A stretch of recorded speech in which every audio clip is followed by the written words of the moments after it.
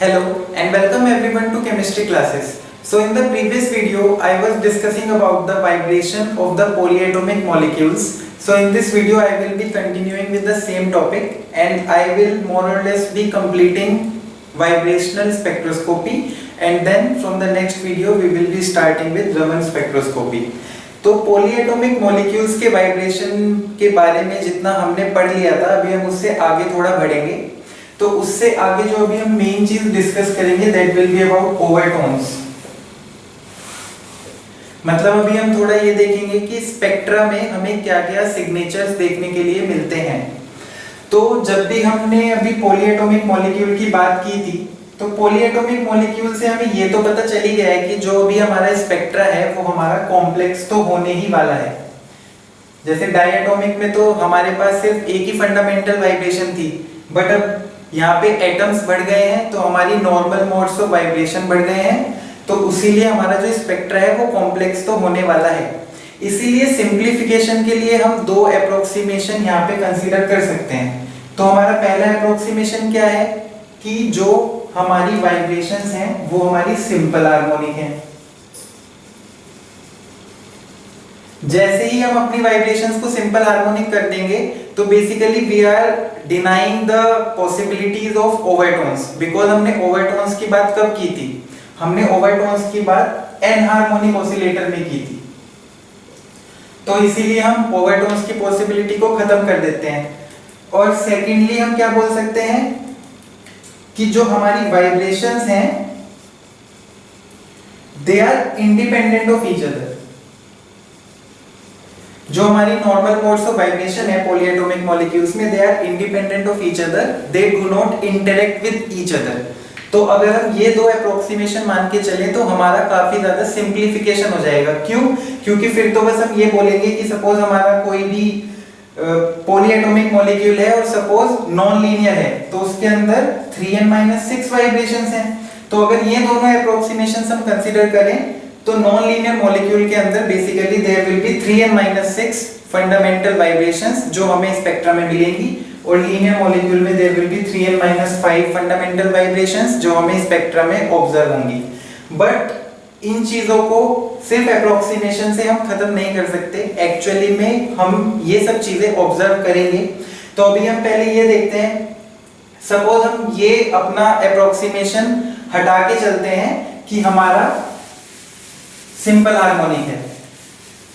अभी हम अपने डिस्कशन थोड़ा आगे बढ़ाएंगे ये मान के कि सिंपल हार्मोनिक हमारा नहीं है. इस वाले सेकंड वाले को अभी हम इतना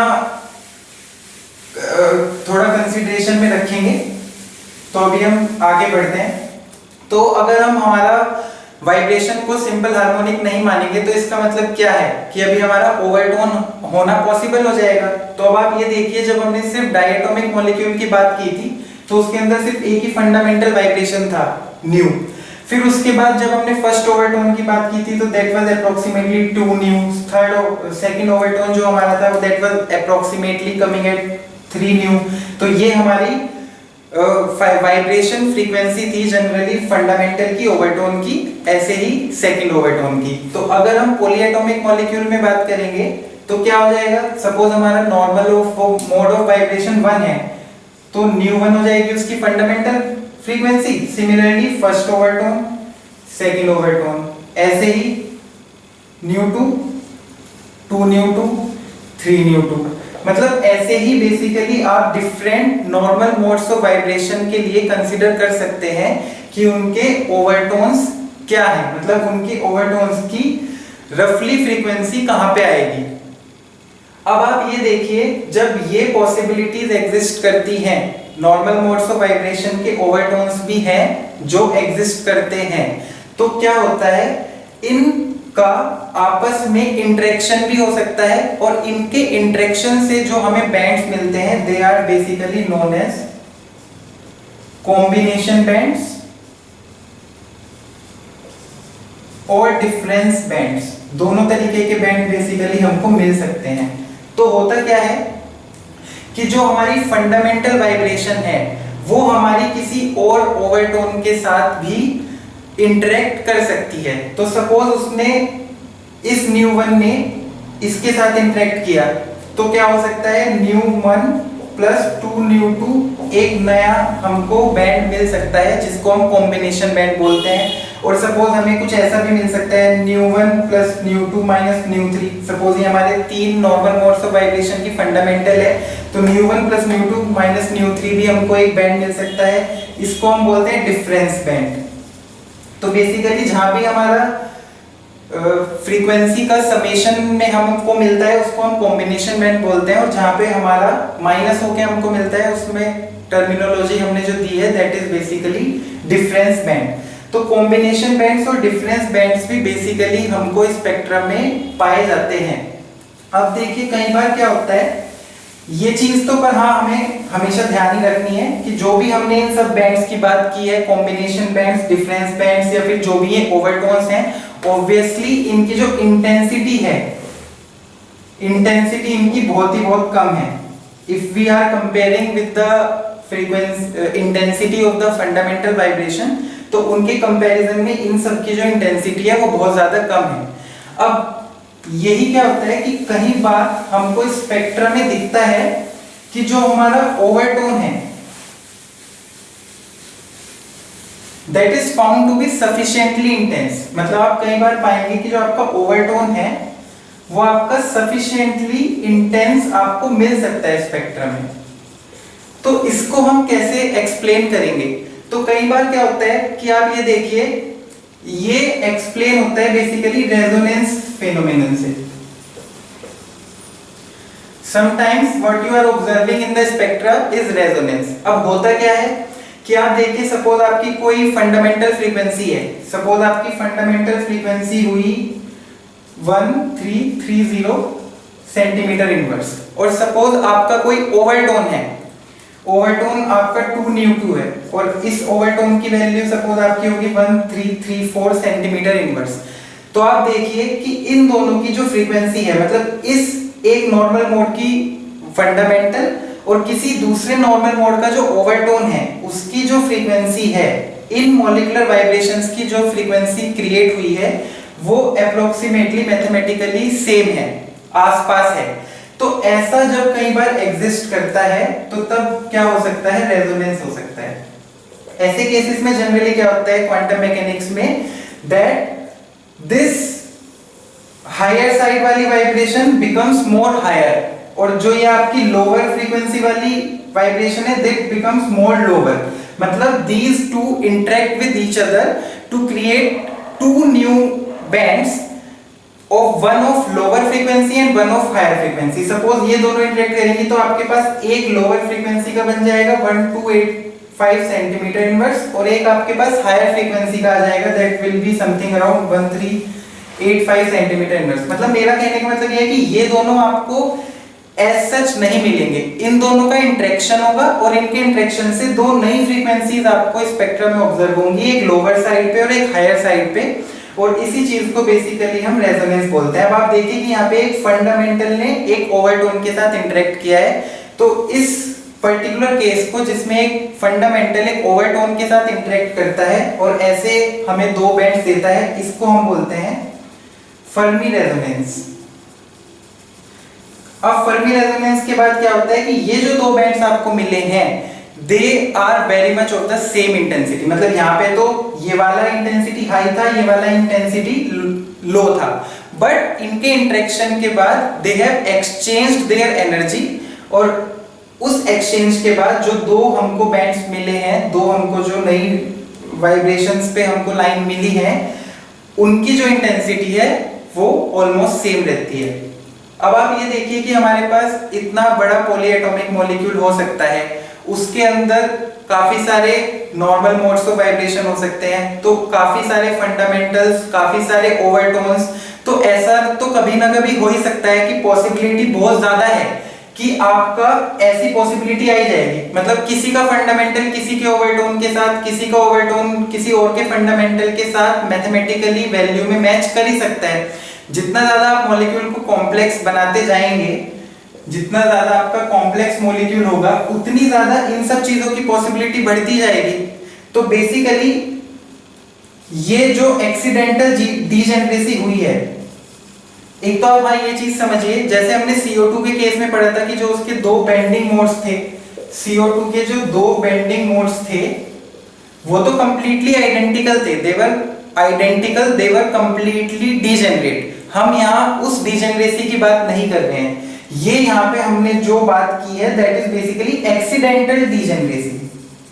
ये जो हमारा फंडामेंटलिस्ट ओवरटोन की फ्रीक्वेंसी से मैच किया है, दिस इज एक्सीडेंटल डिजेनरेसी। उसकी वजह से इंटरेक्शन से ये फर्मी रेजोनेंस हमको देखने मिला है। लेकिन एक्सीडेंटल डिजेनरेसी होने के बावजूद भी जरूरी नहीं है कि फर्मी रेजोनेंस हो। मतलब मैं यही बोलना चाह रहा हूं कि इतने कॉम्प्लेक्स मॉलिक्यूल में एक्सीडेंटल डिजेनरेसी होना बहुत ही ज्यादा कॉमन है, लेकिन फर्मी रेजोनेंस हो या नहीं हो ये जरूरी नहीं है, क्योंकि सिर्फ ये मैच करना ही हमको फर्मी रेजोनेंस नहीं देता है। और भी फैक्टर्स हैं, जैसे कि आपकी जो वाइब्रेशंस की बस सिमेट्री है वो मैच कर रही है या नहीं कर रही है। तो सिर्फ ये accidental degeneracy is not the only factor that will give rise to Fermi resonance. तो ये बात हमको बस पता होनी चाहिए कि एक ऐसी चीज एग्जिस्ट करती है, बट इतना कोई रिजिड रूल नहीं है कि ऐसा होगा तो हो ही जाएगा। अल्टीमेटली तो हमको ये चीजें स्पेक्ट्रा से ही पता चलती हैं कि किस मॉलिक्यूल का कैसा स्पेक्ट्रा है, फिर उसी के बेसिस पे हम अपना स्टडी आगे फॉरवर्ड करते हैं। तो यही था मेनली जो ओवरटोन्स, कॉम्बिनेशन या डिफरेंस बैंड्स और मेनली एक्सीडेंटल डिजेनरेसी और फर्मी रेजोनेंस के बारे में था। अभी जो एक काफी मेन चीज रह गई है, जो मैंने पिछले वीडियो में ही बेसिकली 3 पॉइंट्स बताए थे जो मेनली हम डिस्कस करेंगे वाइब्रेशन ऑफ पॉलीएटॉमिक मॉलिक्यूल में, तो उसका भी जो थर्ड पॉइंट है वो भी हमारा थोड़ा डिस्कस करना रहता है। अभी हमें उससे देखना है कि वो हमारे स्पेक्ट्रा को कैसे इन्फ्लुएंस करता है। वो थर्ड पॉइंट बेसिकली हमारा था कि हमारे पॉलीएटॉमिक मॉलिक्यूल पे रोटेशनल लेवल्स का क्या मतलब, वाइब्रेशनल स्पेक्ट्रा पे पॉलीएटॉमिक मॉलिक्यूल्स के रोटेशनल लेवल्स का क्या इंपैक्ट है। तो जो अभी हमने लास्ट टाइम देखा था वो तो सिर्फ एक डायटोमिक मॉलिक्यूल के लिए देखा था। तो डायटोमिक मॉलिक्यूल के लिए भी हमने देख ही लिया था कि बेसिकली हमको एक P ब्रांच मिल जाती है, एक R ब्रांच मिल जाती है, एक P ब्रांच मिल जाती है, एक R ब्रांच मिल जाती है, और जो हमारा बीच का ये बैंड सेंटर होता है, मतलब हमने ये देखा था कि कोई भी हमारी ऐसी वाइब्रेशन एक्साइटेशन नहीं हो रहा है which is not bringing rotational change. मतलब जो हमारा डेल्टा J था that was not equals to 0। तो इसीलिए हमें जो बैंड सेंटर जो हमारा Q था वो हमारा एम्प्टी था जब हमने डायटोमिक मॉलिक्यूल की बात की थी। बट अभी हम यहाँ पे बेसिकली अपना जो डिस्कशन है वो थोड़ा बढ़ा के कर दे रहे हैं डायटोमिक से लीनियर मॉलिक्यूल पे। ठीक है, तो आप ये देखिए, जब भी हमने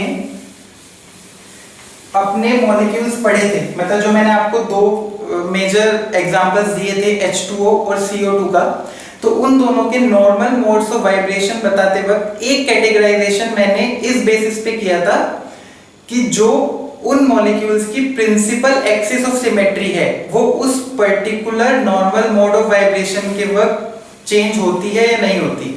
ये चीज आपको ध्यान होगी। मैंने दो वाइब्रेशंस की बात की थी, एक थी परपेंडिकुलर और एक थी पैरेलल, और इन दो वाइब्रेशंस का जो कैटेगराइजेशन था वो था कि प्रिंसिपल एक्सिस ऑफ सिमेट्री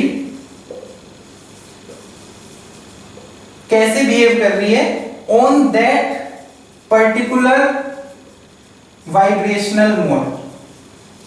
ठीक है, तो अभी ये चीज काफी इंपॉर्टेंट बन जाती है। वैसे हमको पता नहीं था पर वही स्पेक्ट्रा से हमको पता चला, इसीलिए ये परपेंडिकुलर और जो पैरेलल वाइब्रेशंस वाली चीज है this is very much impacted by rotational levels. तो इसीलिए ये चीज हमको यहाँ पे पढ़ना जरूरी है। तो जब भी हम लीनियर मॉलिक्यूल्स की सपोज हम बात कर रहे हैं, तो लीनियर मॉलिक्यूल्स के अंदर जब भी हमारा पैरेलल वाइब्रेशन होगा,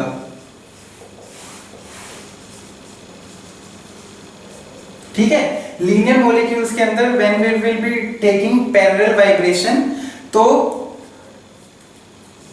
हमने जो डायटोमिक के लिए पढ़ा था वही हमारा है यहाँ पे, क्योंकि डायटोमिक लीनियर का ही है। तो लीनियर के लिए जो हमारी मेन चीज है वो यही है कि जो हमारा डेल्टा न्यू है दैट विल बी +-1। अगर हम इसको सिंपल हार्मोनिक मान के चले, सिंपल हार्मोनिक नहीं मानेंगे तो +-2 +-3 भी आ जाएगा। और जो हमारा डेल्टा जे है दैट इज ±1। तो इसमें हमारा जो क्यू है, जो हमारा क्यू ब्रांच है वो हमारी यहाँ पे खाली रहेगी, उसमें जो हमारा बैंड सेंटर है वहां पे हमको कुछ भी देखने के लिए नहीं मिलेगा। तो जनरली अभी हमने यहाँ पे डायटोमिक की बात नहीं की है, सिर्फ लीनियर मॉलिक्यूल की बात की है। तो लीनियर मॉलिक्यूल में हमारा जैसे CO2 हो सकता है, हमारा हाइड्रोजन साइनाइड हो सकता है HCN, हमारा एसिटिलीन हो सकता है। आप ये सब देखिए, ये सब हमारे पॉलीएटॉमिक लीनियर मॉलिक्यूल्स हैं। तो इनकी जो नॉर्मल मोड्स ऑफ वाइब्रेशन होंगे पैरेलल वाले जो इनके नॉर्मल मोड्स ऑफ वाइब्रेशन होंगे उनके लिए हमारे ये सिलेक्शन रूल्स होंगे।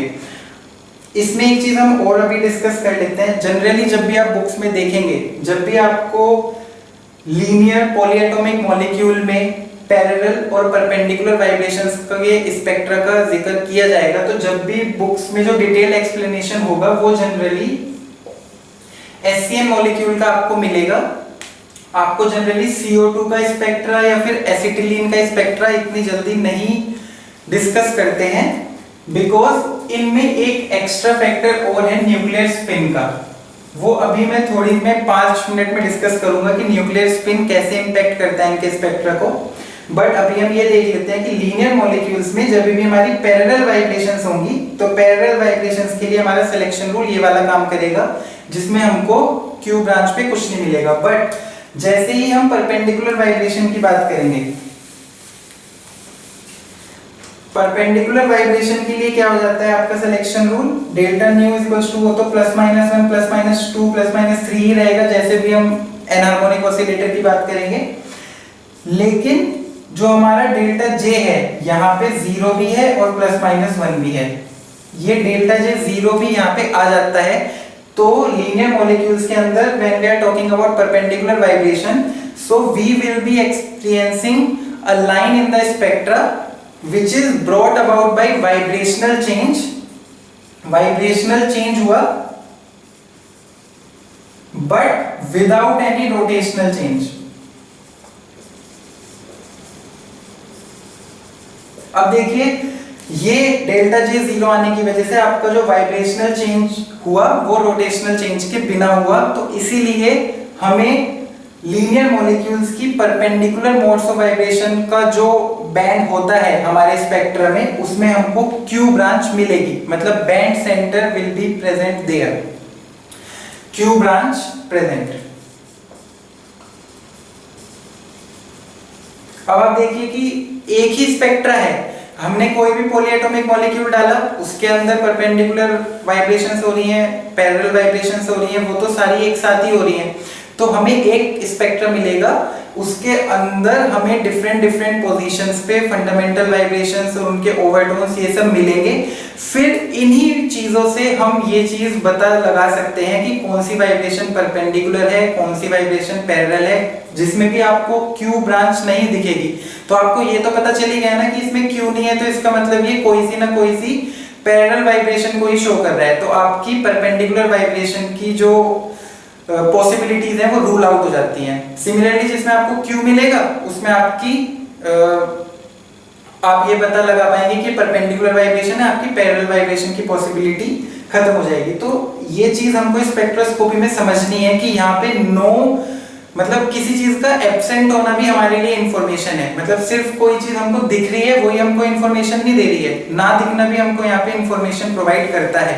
एक चीज हमें और ध्यान में रखनी है कि जो भी अभी मैं ये डिस्कशन कर रहा हूँ यहाँ पे कि स्पेक्ट्रम में क्या क्या चेंजेस आएंगे रोटेशनल लेवल से, अभी आप देखिए कि हम अभी यहाँ पे वाइब्रेशनल स्पेक्ट्रा पढ़ रहे हैं। तो वाइब्रेशनल स्पेक्ट्रा का जो हमारा सबसे मेन एस्पेक्ट था वो यही था कि वाइब्रेशन के वक्त भी हमारा डाइपोल मोमेंट चेंज होना चाहिए, तभी वो वाइब्रेशन इंफ्रारेड एक्टिव होगी। बट इस समय जो भी यहाँ पे मैं डिस्कशन कर रहा हूँ, मैंने ये वाली बात नहीं की कि कौन सी पैरेलल वाइब्रेशन एक्टिव है, कौन सी परपेंडिकुलर वाइब्रेशन एक्टिव है। यहाँ पे अगर हम मॉलिक्यूल्स को स्पेसिफिकली डिस्कस करेंगे तो हमको दिखेगा कि अरे ये वाली वाइब्रेशन तो इंफ्रारेड इनएक्टिव है, तो ये तो हमको वाइब्रेशनल स्पेक्ट्रोस्कोपी में दिखेगी ही नहीं। बट अभी हम थोड़ा आगे के लिए सोच रहे हैं, जब हम आगे रमन स्पेक्ट्रम में जाएंगे तो वो नॉर्मल मोड्स ऑफ वाइब्रेशन जो यहाँ पे अभी इंफ्रारेड एक्टिव है, इनएक्टिव है, वो रमन में एक्टिव हो सकती है। तो रमन में हमको वही स्पेक्ट्रा मिल जाता है। मतलब अगर हम बात करें वाइब्रेशनल स्पेक्ट्रा की नॉर्मल और रमन वाइब्रेशनल स्पेक्ट्रा की, तो मोर और लेस जो हमको स्पेक्ट्रा मिलता है उनके लिए दोनों स्पेक्ट्रोस्कोपी सेम ही है। दोनों स्पेक्ट्रास को रिकॉर्ड करने का जो हमारा पीछे की केमिस्ट्री है वो में भी अलग है, बट जो स्पेक्ट्रा का सिग्निफिकेंस है वो दोनों के लिए सेम है। तो अभी हम यहाँ पे ये वाली चीज ध्यान में नहीं रख रहे हैं कि कौन सी एक्टिव है कौन सी इनएक्टिव है। कोई ऐसी वाइब्रेशन अगर है भी जो भी हमको यहाँ पे वाइब्रेशनल स्पेक्ट्रोस्कोपी में नहीं मिली है तो वो हमको रमन में ऑब्जर्व हुई होगी। तो उसके बेसिस पे अभी मैं यहाँ पे अपना डिस्कशन कर रहा हूँ। तो आपको ये ध्यान रखना है कि लीनियर मॉलिक्यूल्स में पैरेलल में आपका सिलेक्शन रूल क्या है और परपेंडिकुलर में आपका सिलेक्शन रूल क्या है। अब एक चीज जो और मैं मेन यहाँ पे डिस्कस करना चाहता हूँ कि बहुत ज्यादा डिपेंड करता है कि आपका स्पेक्ट्रा आप जो रिकॉर्ड कर रहे हैं वो किस मशीन से कर रहे हैं, आपको रिजोल्यूशन कितना मिल रहा है। मतलब ये भी पॉसिबल है कि आपको ऐसे ऐसे ऐसे मिल जाए रिजोल्यूशन, बट जब भी आप देखेंगे कि आपको रिजोल्यूशन नहीं मिल रहा है तो आपको एक ऐसा बैंड मिल जाएगा। तो उस बैंड के अंदर वही बहुत सारी लाइंस हैं जो आपकी रिजोल्व नहीं हो पाई। और जनरली जब भी आप पॉलीएटॉमिक की तरफ शिफ्ट करते हैं ना, तो पॉलीएटॉमिक की शिफ्ट करते वक्त मेन जो एक चीज है वो सबसे ज्यादा यही होती है कि आपका रिजोल्यूशन और ज्यादा मुश्किल होता जाता है। क्योंकि ये चीज हमने पहले भी डिस्कस की है कि जैसे आप पॉलीएटॉमिक की तरफ बढ़ेंगे तो वैसे वैसे आपकी मास बढ़ता जाता है और आपका बी की वैल्यू कम होती जाती है। क्योंकि अल्टीमेटली सारा खेल यहाँ पे बी का है, तो बी की वैल्यू आपकी कम होती जाएगी। क्योंकि हम बात किन की कर रहे हैं, पी क्यू आर की ना। तो पी आर क्या है, बेसिकली रोटेशनल लेवल से जो ट्रांजिशन से हमको लाइंस मिल रही है वही तो है। तो जैसे जैसे आप पॉलीएटॉमिक में जाएंगे वैसे वैसे आपकी बी की वैल्यू कम होती जाती है। तो जितना आपका हैवी मॉलिक्यूल हो जाता है आपका बी का वैल्यू कम हो जाएगा।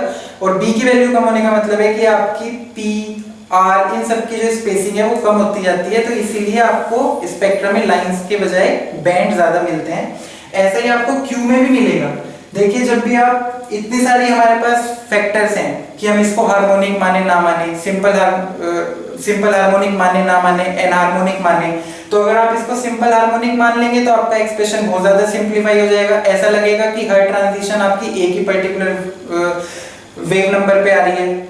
और अगर आप इसमें एक्सप्रेशंस एनहार्मोनिक के लगाएंगे और सेंट्रीफ्यूगल डिस्टॉर्शन कांस्टेंट के भी लगाएंगे और आप ये भी कंसीडर कर लेंगे कि आपका वाइब्रेशन के वक्त एक बी है और नेक्स्ट एक्साइटेड स्टेट में आपका मतलब एक जगह आपका बी डैश है एक जगह आपका बी डबल डैश है।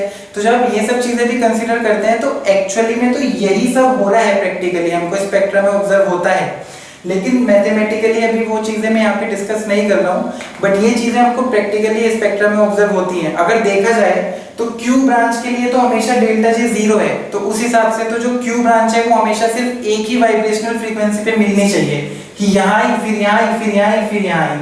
तो ये हमको ऑब्जर्व होता है। जो हमारी क्यू ब्रांच है that is very very intense because that is formed by the repeated transitions। But ऐसा नहीं है कि वो बिल्कुल एग्जैक्टली एक ही फ्रीक्वेंसी पे आ रही है। अगर आपका स्पेक्ट्रोफोटोमीटर अच्छा है और आप उसको और रिजोल्व करेंगे तो आपकी क्यू ब्रांच भी रिजोल्व हो जाएगी, मतलब क्यू ब्रांच भी आपकी लाइंस में दिखेगी। लेकिन अगर आप उसको लाइंस में नहीं देख पा रहे हैं तो भी वो आपको थोड़ा बैंड की फॉर्म में दिखेगा। तो ये सब चीजें हैं कि जो हमको स्पेक्ट्रा स्टडी करते वक्त बेसिकली ध्यान में रखनी है। मतलब हम हर पर्टिकुलर मॉलिक्यूल के लिए चीजें पिन पॉइंट नहीं कर सकते, बट स्पेक्ट्रा एक ऐसी चीज है कि जब आप काफी सारे मॉलिक्यूल्स का स्पेक्ट्रा पढ़ लेंगे तो उसके बाद आपको चीजें पता चलेंगी कि अच्छा स्पेक्ट्रम में ऐसा है, इस स्पेक्ट्रम में ऐसा है। तो तब जाके आपकी एक ऑब्जर्वेशन स्किल डेवलप होती है जिससे आप स्पेक्ट्रा को स्टडी कर सकते हैं। अदरवाइज तो इतने सारे एटम्स हैं और इतनी सारी चीजें एक साथ एक पर्टिकुलर मॉलिक्यूल में हो रही हैं जिनको आप रोक नहीं सकते, उनका कहीं ना कहीं स्पेक्ट्रल सिग्नेचर मिलेगा ही। बट बात वही है कि हमें उन चीजों को आइडेंटिफाई करना है जो हमारे काम की हैं और उन्हीं के बेसिस पे हमें अपना डिस्कशन फिर आगे बढ़ाना पड़ता है। कि अब आप देखेंगे ना अगर एक इंफ्रारेड स्पेक्ट्रा तो इतना कॉम्प्लेक्स होता है कि एक एक लाइन को बता ही नहीं सकते कि कौन सी लाइन क्या बताती है। बट हमें उन चीजों से मतलब नहीं है, हमें सिर्फ अपने काम की चीजें देखनी है जिन चीजों को हमने पढ़ा है समझा है और जिन्हें हम एक्सप्लेन कर सकते हैं कि ये इसकी वजह से आया है। तो तभी हम अपने मॉलिक्यूल्स को अच्छे से करेक्टराइज कर पाते हैं कि हमने क्या मॉलिक्यूल बनाया है। तो अभी फाइनल में एक पर्टिकुलर चीज बता के ये वाइब्रेशनल स्पेक्ट्रोस्कोपी का डिस्कशन खत्म करूंगा। वो क्या है कि जो हम सबसे ब्रॉडली पढ़ते ही हैं, जैसे जब भी हमने ये क्यों पढ़ा वाइब्रेशनल स्पेक्ट्रोस्कोपी, सबसे बड़ा एप्लीकेशन इसका इंफ्रारेड स्पेक्ट्रोस्कोपी ही है। जनरली हम ऑर्गेनिक केमिस्ट्री में देखते हैं कि मॉलिक्यूल्स को कैरेक्टराइज करने के लिए हमें इंफ्रारेड स्पेक्ट्रा दिया जाता है, तो उससे हमें काफी ज्यादा इंफॉर्मेशन गेन होती है। तो जनरली उसमें हमने ब्रॉडली दो कैटेगरी में डिवाइड किया है उन वाइब्रेशंस को। एक तो होती है स्केलेटल वाइब्रेशंस और एक होती है ग्रुप वाइब्रेशंस। जनरली आपने देखा ही होगा कि जनरली हम ग्रुप वाइब्रेशंस की बात करते हैं, हमें एकदम देखते ही पता चल जाता है कि अच्छा इसके अंदर एल्डिहाइड या कीटोन ग्रुप है या नहीं है, क्योंकि हमको पता है कि एल्डिहाइड कीटोन का जो हमारा वाइब्रेशनल फ्रीक्वेंसी है that is in the range of 1700 to 1750। तो इसीलिए इन पर्टिकुलर को हम ग्रुप वाइब्रेशंस बोलते हैं। बेसिकली ग्रुप वाइब्रेशंस कौन सी वाइब्रेशंस हैं? They are basically independent of the skeleton of the molecule. मतलब इन वाइब्रेशंस को फर्क नहीं पड़ रहा कि इनके आसपास और क्या क्या जुड़ा है, ये सिर्फ मेनली इसीलिए आ रही है बिकॉज उनके अंदर वो पर्टिकुलर ग्रुप प्रेजेंट है। तो वो ग्रुप कुछ भी हो सकता है, वो एल्डिहाइड कीटोन भी हो सकता है, वो OH ग्रुप भी हो सकता है, वो NH2 ग्रुप भी हो सकता है, वो C ट्रिपल बॉन्ड C भी हो सकता है, C ट्रिपल बॉन्ड N भी हो सकता है, C सिंगल बॉन्ड H भी हो सकता है। तो ये बेसिकली हमारी ग्रुप वाइब्रेशंस हैं जिनसे हमको पता चलता है कि कोई पर्टिकुलर ग्रुप हमारे मॉलिक्यूल में प्रेजेंट है। और एक हमारी होती है स्केलेटल वाइब्रेशंस। स्केलेटल वाइब्रेशंस क्या होती हैं? ये बेसिकली डिपेंड करती है हमारे मॉलिक्यूल के स्केलेटन पे कि उसका स्केलेटन कैसा है, एक पर्टिकुलर एटम ने किस एटम के साथ बॉन्ड बनाया है। मतलब जैसे हमारा ये स्केलेटन है, तो कुछ होती है स्केलेटल वाइब्रेशंस। जैसे ये हो गया हमारा फिनाइल ग्रुप हो गया, तो फिनाइल ग्रुप एक बड़ा ग्रुप है तो इसकी एक स्केलेटल वाइब्रेशन होगी। तो जनरली जो स्केलेटल वाइब्रेशंस होती हैं वो 1400 टू 1700 सेंटीमीटर इनवर्स में लाई करती हैं। और जो ये ग्रुप वाइब्रेशंस होती हैं ये काफी बड़ी रेंज में वेरी करती हैं। जैसे कीटोन एल्डिहाइड तो आपको यहीं पे मिल जाएगा 1700, अगर आप OH NH2 में जाते हैं तो आपको 3000 सेंटीमीटर इनवर्स पे मिलते हैं। बट बात वही है कि यहाँ पे हम इंफ्रारेड स्पेक्ट्रोस्कोपी के एप्लीकेशन की बात कर रहे हैं कि हमको क्या फायदा हुआ किसी मॉलिक्यूल का स्पेक्ट्रा लेने का, तो उनसे हमको ये सब जानकारी मिलती है। ऐसे ही इंफ्रारेड स्पेक्ट्रोस्कोपी में एक फिंगरप्रिंट रीजन भी होता है। जैसे इंसान का होता है ना फिंगरप्रिंट, कि हर इंसान का अलग फिंगरप्रिंट है, उसके बेसिस पे हम हर इंसान को अलग अलग बता सकते हैं कि ये इसी का है, ये इसी का है। ऐसे ही इंफ्रारेड स्पेक्ट्रोस्कोपी में हर किसी एक पर्टिकुलर मॉलिक्यूल का एक फिंगरप्रिंट रीजन भी होता है that is specific to that particular molecule only. तो काफी ज्यादा अच्छी इंफॉर्मेशन इंफ्रारेड स्पेक्ट्रोस्कोपी हमको प्रोवाइड करती है बिकॉज जो स्पेक्ट्रा हमको मिलता है that is very helpful in characterising a molecule. जब भी हम आगे सिंथेसिस करते हैं मॉलिक्यूल्स का, तो this is a very important spectroscopic tool that we are using to know about our molecule. एक चीज और भी है, infrared spectroscopy is also affected by the state of the molecule. मतलब आपने अपने मॉलिक्यूल का जो स्पेक्ट्रा रिकॉर्ड किया है वो किस स्टेट में किया है, मतलब वो गैस में किया है, वो लिक्विड में किया है, या फिर सॉल्यूशन फॉर्म में किया है। लिक्विड और सॉल्यूशन मतलब कोई मॉलिक्यूल या तो प्योर फॉर्म है तो लिक्विड बोलेंगे, और आपने उसको किसी सॉल्वेंट में डिसॉल्व करके उसका सॉल्यूशन बनाया तो सॉल्यूशन बोलेंगे, या फिर आपने उसको बिल्कुल सॉलिडिफाई करके किया है। तो जनरली ये पाया जाता है कि एक ही पर्टिकुलर वाइब्रेशन जो आपकी है वो पर्टिकुलर वाइब्रेशन आपकी गैस फेज में सबसे ज्यादा फ्रीक्वेंसी पे मिलेगी, लिक्विड और सॉल्यूशन में ऑलमोस्ट सिमिलर फ्रीक्वेंसी पे मिलती है, और गैस में सॉलिड में वो आपकी और ज्यादा रिड्यूस हो जाती है। एक ही particular vibration different states of that particular molecule में ऐसे वेरी करती हैं। अच्छा, एक फाइनल चीज जो इसमें मैं और क्लैरिफाई करना चाहता हूँ, आप ये देखिए जितनी बार भी मैं टर्मिनोलॉजी यूज कर रहा हूँ मैं यूज कर रहा हूँ वाइब्रेशनल फ्रीक्वेंसी। तो आप ये वाली बात ध्यान रखिए, जब भी हम इंफ्रारेड स्पेक्ट्रोस्कोपी में वाइब्रेशनल फ्रीक्वेंसी की बात करते हैं तो ये फ्रीक्वेंसी हर्ट्ज वाली नहीं है, मतलब इस वाइब्रेशनल फ्रीक्वेंसी की यूनिट सेकंड इनवर्स या फिर हर्ट्ज नहीं है। इंफ्रारेड स्पेक्ट्रोस्कोपी के वक्त जो भी मैं बोल रहा हूँ कि vibrational frequency that is in centimetre inverse, basically ये वेव नंबर है जिसको यहाँ पे हम वाइब्रेशनल फ्रीक्वेंसी बोलते हैं।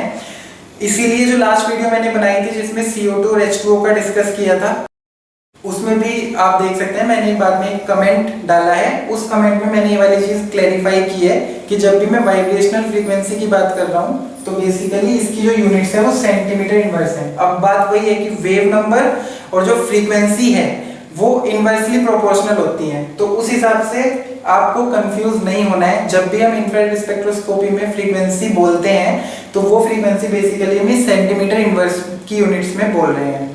तो ये वाला क्लैरिफिकेशन हमको होना चाहिए इस स्पेक्ट्रोस्कोपी को पढ़ते वक्त। So that's all for this video. In the next video I will be talking about Raman spectroscopy. So thank you so much for watching this video.